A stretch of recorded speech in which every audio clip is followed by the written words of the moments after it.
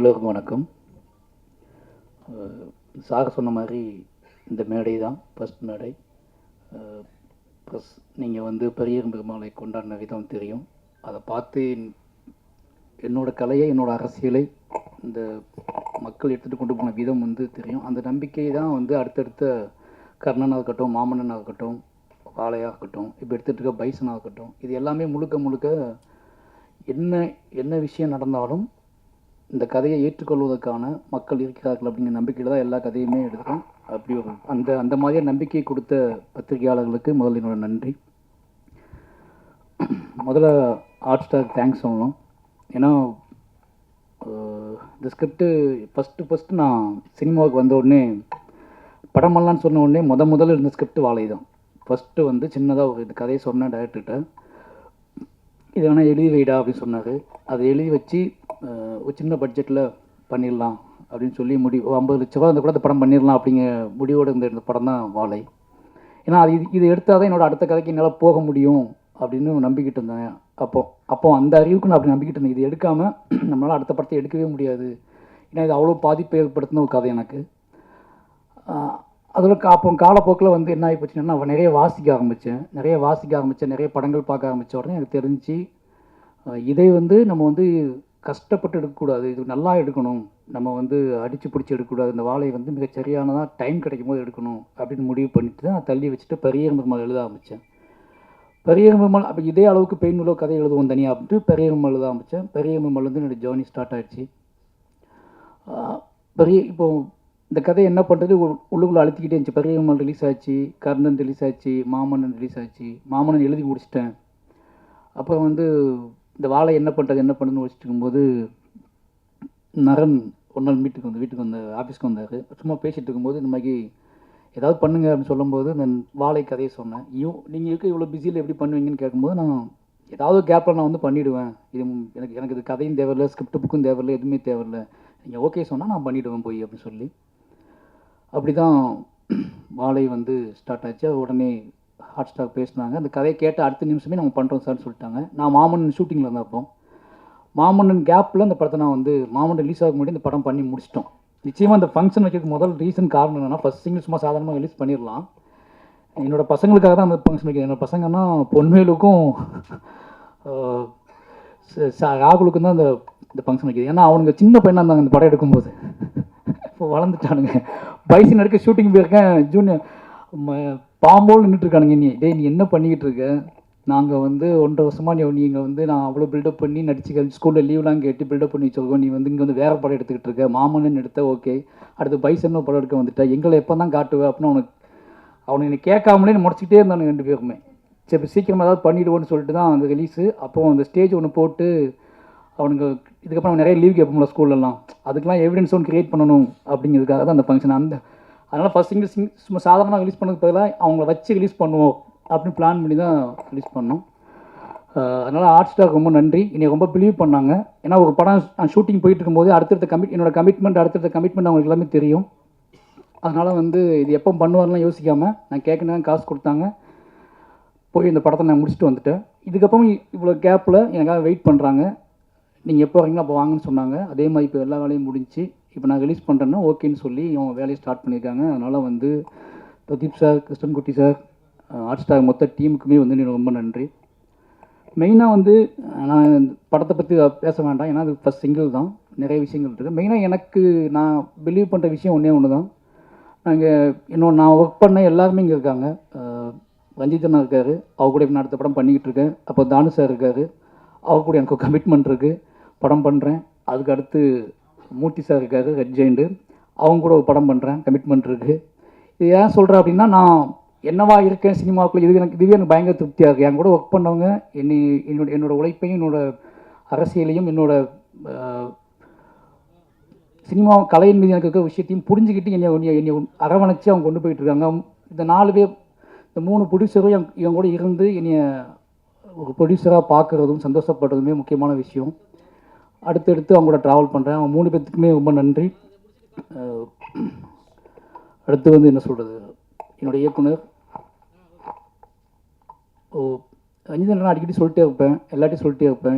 உனக்கு ஏன் இவ்வளோ பதட்டம், உனக்கு ஏன் இவ்வளோ சிக்கல், ஏன் இவ்வளோ டென்ஷன் ஆக, 4வது படம் வந்துட்டுலாம் அவன் பார்த்து பண்ணலாம்ல, பார்த்து பண்ணலாம்னு சொல்லுவாரு. இப்போ கூட உதடு ஒட்டாமிச்சுக்கு தான் பேச கூப்பிடுறாங்க. நான் நிறைய ஃபங்க்ஷனில் உதடு ஒட்டினாலே கான்ட்ரவர்ஷியலாக பேசி மாட்டியிருக்கேன். எனக்கு தண்ணி குடிக்க முதல்ல ஒட்ட ஆரம்பிச்சிட்டுனா டகடன்னு ஏதாவது பேசிட்டு போயிடுவேன். பேசிட்டு கீழே போனதுக்கப்புறம் தான் பார்த்தேன் உள்ளுக்குலேருந்து வெளியிருந்து கொட்டியிருக்கும் ஏதோ ஒன்று. நான் போகும்போது ஹிடன் பண்ணிட்டு போயிருப்பேன், ஆனால் மேலே போய் அது கொட்டியிருக்கும் பயங்கரமாக. அப்போ யோசிப்பேன், இது உள்ளே கிடந்திருக்கு, நமக்கு தெரியாமல் கிடந்திருக்கு அப்படின்னு யோசிப்பேன். அப்படி நிறைய ஃபங்க்ஷனில் நான் பேசியிருக்கேன். அதுக்கு ஒரே ரீசன் என்ன அப்படின்னா, நிறைய விஷயங்கள் ஓடிக்கிட்டே இருக்கும். ரஞ்சிதனை திட்டிகிட்டே இருப்பார், டேய் நார்மலாக இருக்கிறா, நீ வந்து கேஷுவலாக இருக்கு, உனக்கு எல்லா வசதியும் வந்துடுச்சு, நீ சொன்ன எல்லாமே நடக்கும், நல்ல ப்ரொடக்ஷன் வந்துட்டாங்க, ப்ரொடியூசர்ஸ் இருக்காங்க, அப்புறம் ஏன் இவ்வளோ பதட்டப்பட்டு படத்தை எடுக்கிற, இவ்வளோ வேகத்தை ஏன் போடுற அப்படின்னு கேட்பாரு. ஒரு கதையை படமாக்குவது என்றால் அந்த கதையை நம்ம ரசித்து அதுக்கான கிராஃப்டை கண்டுபிடிச்சி ஒரு படம் பண்ணலாம். பட் என்னை நானே இயக்குவது அப்படின்றது, என்னோடய வாழ்க்கையை நான் இயக்குவது அப்படிங்கிறதுனால வந்து எனக்கு இந்த பதட்டம் போக மாட்டேங்குது. நான் க்ரியேட் பண்ணுற எல்லா கேரக்டர்ஸுமே என் வாழ்க்கையில் பார்த்த மனிதர்களாக இருக்காங்க. அவங்க இன்னும் வாழ்ந்துக்கிட்டு இருக்காங்க. அவங்க ஏதோ மூலையிலேருந்து நீ பார்த்துக்கிட்டு இருக்காங்க. அவங்க என்னை வந்து இவன் எப்படி மாறிக்கிட்டு இருக்கான், அவன் என்னவா ஆகிக்கிட்டு இருக்கான், அவன் என்ன பேசுகிறான், இவன் பேசுகிறது எவ்வளோ உண்மை இருக்குது, எவ்வளோ பொய் இருக்குது, இவன் பேசுகிறத ஏற்றுக்கலாமா, நம்பலாமா, வேண்டாமான்னு சொல்லிட்டு அவங்க கண்காணிச்சிட்டே இருக்காங்க. அதனாலேயே எனக்கு அந்த பதட்டம் இருந்துகிட்டே இருக்குது. அது மட்டும் இல்லாமல் எனக்கு ஒரு கடமையும் இருக்குது. இப்போ இந்த மேடை எனக்கு ரொம்பவே மகிழ்ச்சியான மேடைக்கான காரணம் என்ன அப்படின்னா, இந்த ராகுலும் பொன்வேலும் இந்த மேடையில் இருக்கிறது தான். ஏன்னா இந்த வயசில் நான் எப்படி இருந்தேன்னு தெரியும். என் ஊரில் என் சொந்த அக்கா பசங்க தான் அவங்கள, என்னோடய அக்கா பையன் ஒருத்தர் மாமா பையன், இன்னும் 2 பேரும் இந்த வயசில் நான் என்னவா இருந்தேன்னு எனக்கு தெரியும். இவங்களுக்கு அங்கேருந்து கூட்டிகிட்டு வந்து இந்த மேடையில் உட்கார வச்சுட்டேன் அப்படின்னு ஒன்று இருக்குல்ல, இவனுங்க வழி தவறி போக மாட்டானுங்க. இனிமேல் இவனுங்க இந்த சினிமா, இந்த கலையின் வழியாக இந்த உலகத்தை நல்லா புரிஞ்சுக்குவானுங்க, இந்த கலையின் வழியாக அவனுங்க திசை மாறாமல் இருப்பானுங்க அப்படிங்கிற ஒரு பெரிய சந்தோஷம். ஏன்னா திருநெல்வேலி எப்படி இருக்குன்னு உங்களுக்கு நல்லா தெரியும். அந்த மாதிரி ஊர்லேருந்து அவங்களை கூட்டி வந்துட்டேங்க. இவங்களை வச்சு மற்ற பசங்கள்லாம் எப்படி ஆவானுங்க, இந்த பசங்களை பார்த்து மற்ற பசங்கள்லாம் என் ஊருக்குள்ளே முதல்ல ஒரு கலை உள்ளே நுழைய போகுது அப்படிங்கிற ஒரு பெரிய சந்தோஷம் வந்து எனக்கு இப்போ வந்து அதுதான், அந்த உணர்ச்சி தான் எனக்கு பயங்கரமாக இருக்குது. ஏன்னா அவனுங்க மண்டைக்கு அது ஓடிக்கிட்டே இருக்கும். இதுக்கப்புறம் அவங்களுக்கு பேசுறது, நம்ம படத்தை நடிச்சிட்டோம், நம்ம இதெல்லாம் பண்ணக்கூடாது, இதெல்லாம் பேசக்கூடாது அப்படின்னு சில ரெஸ்பான்சிபிலிட்டிலாம் வரும். ஏன்னா அந்த வயசில் நான் எவ்வளோ மூர்க்கமாக இருந்தேன்னு எனக்கு தெரியும். எவ்வளோ என் மண்டையில் தோன்ற விஷயத்துக்கெலாம் வந்து என்ன பதில்னு தெரியாமல் நான் பைத்தியம் முடிச்சு அலைஞ்ச வயசில் தான் அவனை உட்காந்துட்டு இருக்கானுங்க. ஆனால் அவனுங்களை நான் வேகமாக ஓடி வந்து முட்டி மோதி ஓடி வந்து அவனுங்களை நான் வந்து உருவாக்குறதுக்கான ஒரு மேடையை கிரியேட் பண்ணிட்டேன் அப்படிங்கிறது ஒரு பெரிய சந்தோஷம். அப்படி ஒரு மேடையை அமைச்சு அப்படி நீ உருவாக்குன ராம் சாருக்கு தான் ரொம்ப நன்றி சொல்லணும். ஏன்னா நீ உன்னோட வேலை வந்து படம் பண்ணி நீ ஜெயிச்சு காசு சம்பாதிக்கிறது இல்லை,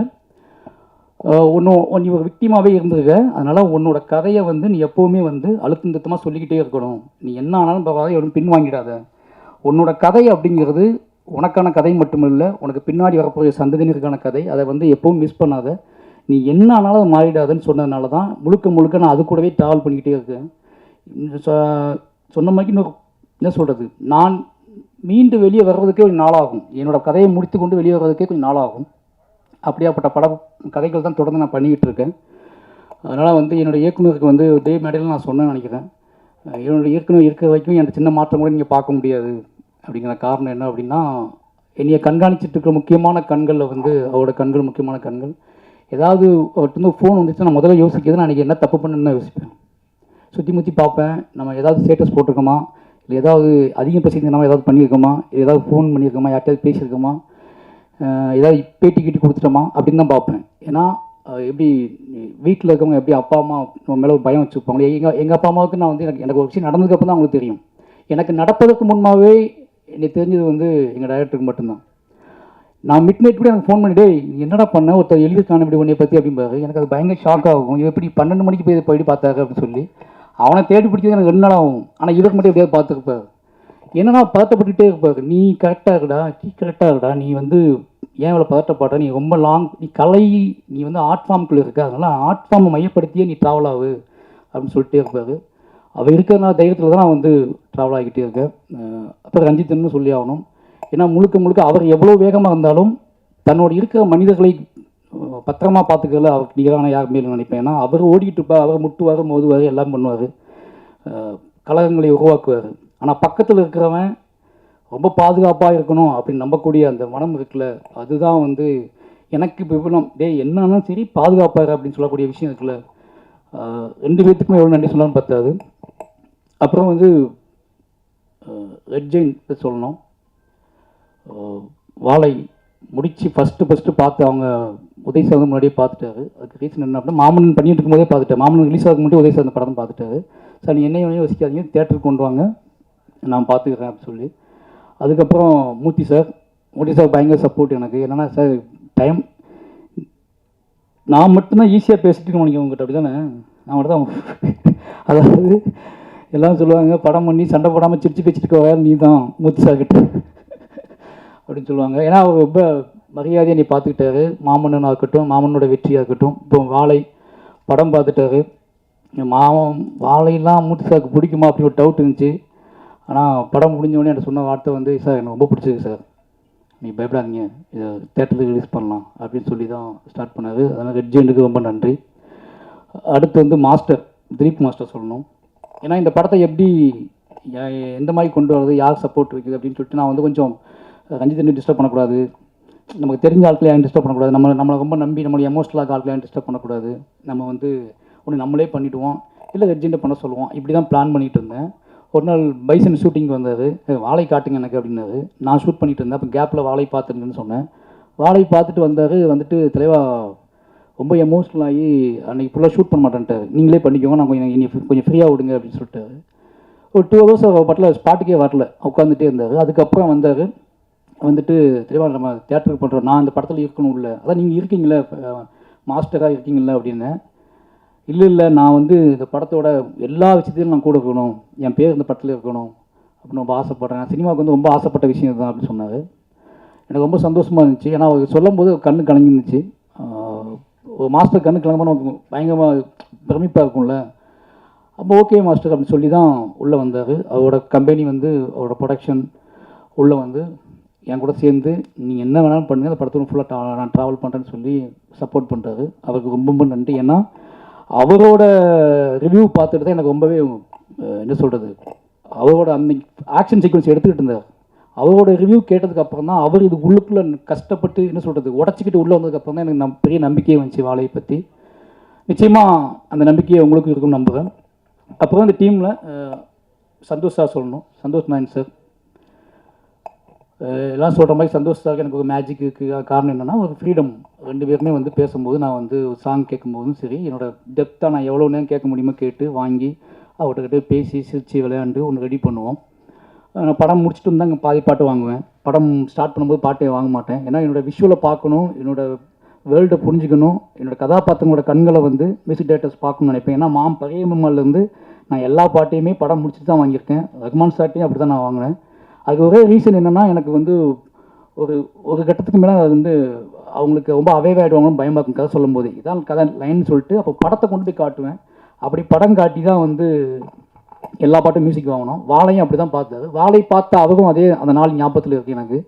வாழையை வந்து பார்த்தாரு. பார்த்துட்டு அவர் நம்ம வேற மாதிரி பண்ணுவோம் இதை அப்படின்னு சொல்லி ஸ்டார்ட் பண்ணது தான் அந்த படத்தில் பாடல்கள். நிச்சயமாக அந்த எனக்கு வந்து ரொம்ப பிடிச்ச எனக்கே நான் அதிகமாக கேட்டுட்டு இருக்க பாட்டு வந்து இந்த படத்தோட பாட்டு தான். இப்போ அதிகமாக என்னை டிஸ்டர்ப் பண்ணுற பாட்டு வந்து இதில் பாதவத்தின் ஒரு ஒப்பாரி பாடல் இருக்குது. அந்த பாடல் எப்படி உருவாச்சுன்னு எனக்கு தெரில. டக்குன்னு ரெண்டு பேசிக்கிட்டு இருந்தோம், அது டக்குன்னு வந்துடுச்சு, எழுதிட்டோம். ஆனால் அந்த பாட்டு நெஞ்சை போட்டு அறுத்து எனக்கு இப்போ அதிகமாக நான் எப்போல்லாம் எமோஷனல் ஆகணும் அப்போல்லாம் அந்த பாடல் கேட்டுகிட்டே இருப்பேன். எனக்கு பிடிச்ச மாதிரி ஒரு 4-5 சாங்கையுமே போட்டு கொடுத்துருக்காரு. அதுக்கு போல் பேக்ரவுண்ட் மியூசிக் கல்கி பண்ணிகிட்டு இருக்கும்போது வாழைக்கு பண்ணிகிட்ருக்காரு. அப்படியே நான் பயந்துக்கிட்டே இருந்தேன், கல்கி பண்ணிகிட்ருக்காரு, இப்படி கரெக்டாக செங்காகுமா அப்படின்னு சொல்லி. ஆனால் பக்காவாக எல்லாத்துக்கும் பிடிச்ச மாதிரி பண்ணி கொடுத்துருக்காரு. எனக்கு ரொம்ப பிடிச்சிருந்துச்சி பேக்ரவுண்ட் மியூசிக் இந்த படத்தில். ரொம்ப நன்றி சார், எனக்கே ஸ்பெஷலாக பண்ணுறீங்க அப்படின்னு தான் சொல்கிறாங்க, அதுக்கும் ரொம்ப நன்றி. அப்புறம் என்னோடய டீம் கேமராமேன் இன்றைக்கி வர முடியல, அவர் வந்து மதுரையில் ஒரு ஷூட்டில் இருக்கார், எடிட்டரும் வர முடியல. அப்புறம் வந்து குமார்னா ஆர்டேட்டர், எல்லாருமே எனக்கு வந்து இது என் படம் என்னோடய விஷயம் அப்படின்னு புரிஞ்சுக்கிட்டதுனால ரொம்ப எமோஷ்னலாகவே எல்லாமே வேலை பார்த்தோம். என்னோடய ஆர்டிஸ்ட்டு நிகிலா அம்மல், அப்புறம் திவ்யா துரைசாமி, அப்புறம் கலையரசன், இவங்க எல்லாமே என்ன பண்ணாலும் ஒரு கட்டத்தில் வந்து விடமாட்டார். இதுதான் இந்த படத்தை எடுத்ததுக்கான காரணத்தை புரிஞ்சுக்கிட்டாங்க. இந்த பட கதை என்ன மாதிரியான கதை, இது யாரோட கதைன்னு தெரிஞ்சுக்கிட்டு எல்லா டைமும் என்னோடய முகத்தை பார்த்துட்டே இருப்பாங்க. இவன் வேற ஏதோ யோசிக்கிறான், இது வந்து சினிமாவாக நடக்காது, நம்ம சமாளிக்க முடியாது அப்படின்னு தெரிஞ்சுக்கிட்டு எனக்காக நான் சொன்னது எல்லாமே செஞ்சாங்க. எல்லாமே ரொம்ப கஷ்டப்பட்டு நடித்தாங்க. இதில் வந்து நிக்கிலாவுக்காவது கொஞ்சம் ஈஸியான கேரக்டர் தான், ஆனால் ரொம்ப நல்லா பண்ணியிருக்காங்க. பட் ஆனால் கலை, திவ்யா இவங்க எல்லாத்துக்குமே வந்து ஹார்ட் ஒர்க், மேன்லியாக அவங்க வந்து ரொம்ப கஷ்டப்படணும் எல்லாமே. நான் பட்ட கஷ்டம் எல்லாம் அவங்க படணும் அப்படின்னு சொல்லிட்டேன், அவ்வளோதான். நான் பட்ட என்னெல்லாம் கஷ்டப்பட்டணும் சின்ன வயசில், அதெல்லாம் நீங்கள் படணும்னு சொல்லிட்டேன். அதனால் அவங்க ரொம்ப கஷ்டப்பட்டாங்க. எந்த நடிகர்கள் செய்ய மாட்டாங்க, அதை கண்டிப்பாக செய்ய முடியாது. கிட்டத்தட்ட கலைஹாசன் வந்து 100 கிலோ வெயிட்டு தள்ள தூக்கிட்டு இருந்தார். 100 கிலோ கண்டிப்பாக. ஒரு 5 தாக்குனா 100 கிலோ வரும்ல, 5 வாழை தாக்குனா 100 கிலோ வந்துடும். அது மாதிரி திவ்யா துரைசாமியும் வந்து ஒரு 60 கிலோ 70 கிலோ தூங்கியிருப்பாங்க படம் ஃபுல்லாகவே. அது என்ன அப்படின்னா அவங்க கழுத்து பிளக்கணும், இது எல்லாமே வந்து ட்ரைனிங் கொடுத்து, அதை போய் சகதி, இது எல்லாம் நிறைய விஷயங்கள் இருந்துச்சு. எல்லாமே மாரி செல்வராஜ் அப்படிங்கிற ஒரு பையன் மேலே, ஒரு டைரக்டர் மேலே இந்த மரியாதை மட்டும்தான் ஒரே ரீசன். ஏன்னா யோசிச்சு எனக்கே ஆச்சரியமாக இருக்கும், ஷார்ட்டில் ஃப்ரேம் வச்சு பார்த்துட்டு இருக்கும்போது தள்ளி தாக்கத்துக்கிட்டு நடந்து போயிட்டுருப்பாங்க. அது இடையில என் மக்கள் நடந்து போயிட்டுருப்பாங்க, என் மக்களுக்கு நடையில் இவங்க நடந்து போயிட்டுருப்பாங்க. அதை பார்க்கும்போது ரொம்ப ஆச்சரியமாக இருக்கும் எனக்கு. ஊர்காகமாகவே போயிட்டுருப்பாங்க, பாவமாக இருக்கும். இறக்கி வச்சதுக்கப்புறம் அப்படியே கழுத்து மெதுவாக திருப்பி பார்ப்பாங்க. திருப்பி ரீடேக் வந்துடுமோங்கிற பயம் வந்து அவங்களுக்கு பயங்கரமாக இருக்கும். ஆனால் ரீடேக் வந்துடும், திருப்பி தூக்கிட்டு போவாங்க. ஏன் அவங்களுக்கு ஒரு பெரிய உந்துதலாக இருந்துச்சுன்னா, அந்த பசங்க இதே வெயிட்டை இதே விஷயத்தை பசங்க சமைக்கிறாங்க அப்படின்னு பார்க்கும்போது அவங்களுக்கு இன்னும் சப்போர்ட்டிவாக இருந்துச்சு. எல்லாருமே ஓப்பனாக சொல்லணும் அப்படின்னா நிறைய வேலை வாங்கியிருக்கேன். அந்த வேலையை அந்த எமோஷனில் புரிஞ்சுக்கிட்டு எல்லாருமே ரொம்ப ஹார்ட் ஒர்க் போட்டு இந்த படத்தை எனக்கு பண்ணி கொடுத்துருக்காங்க. அதனால் எவ்வளோ என்னோட மொத்த டீமுக்கு வந்தும் ரொம்ப நன்றி சொல்லணும். அப்போ என்னோட நவி ப்ரொடக்ஷனோட ப்ரொடியூசர் திவ்யா மாய்ஸ்வராஜ், அவங்க இப்போ தான் என்ன கேட்டாங்க, என்னது இது நானா ப்ரொடியூசரே மேலே போகணுமா அப்படின்னு கேட்டாங்கன்னு. இந்த படத்தில் காஸ்டியூம் டிசைனராக வந்து அவங்க திவ்யாவோட தங்கச்சி தான் சொர்ணா வந்து அவங்க பண்ணியிருக்காங்க. பண்ணதானே அது என்னோட ஊர், அது என் ஊர், அவங்க சேலம். அவங்க எப்படி காஸ்டியூம் டிசைன் பண்ணியிருப்பாங்கன்னு யோசிச்சுப்பாங்க. அவங்க பண்ணியிருக்காங்க. அவங்க நன்றி. அன்றைக்கி பர்த்டே, ஹாப்பி பர்த்டே.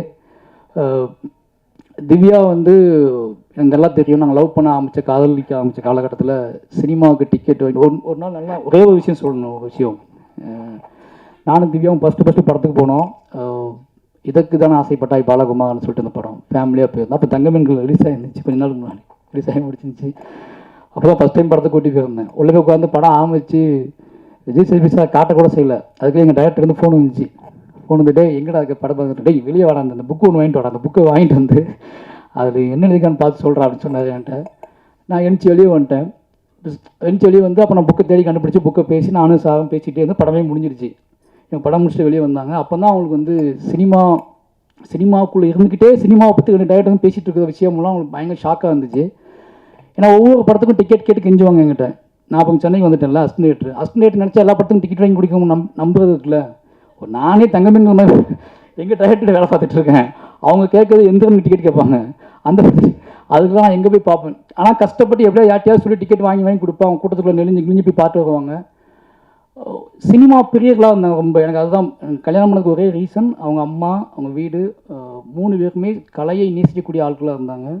கலையை நம்புனாங்க. கலையின் வழி யார் உரையாடினாலும் ஒரு ஆர்ட் ஃபார்ம் வழி பேசக்கூடிய மனிதர்களை ரொம்ப ரொம்ப நம்புனாங்க. என்கிட்ட அது ரொம்ப தாராளமாக இருந்துச்சு. அதனால எனக்கு ரொம்ப தாராளமாக நம்பிட்டாங்க. இன்றைக்கி எனக்கு ரொம்ப சந்தோஷம். சொன்ன மாதிரி எனக்கு வந்து ரொம்ப எமோஷனலான ஒரே ரீசன் என்னென்னா, நம்ம ஏதோ செஞ்சுருக்கோம், ஒரு நாடக காதலின் வழி நம்ம ஏதோ ஒன்று செஞ்சுருக்கோம் அப்படின்னு ஒன்று தோணுச்சு எனக்கு. நாடக காதல்னா உங்களுக்கு புரிஞ்சிருக்கும், சாதிம புத்தகம் தான் நாடக காதல்.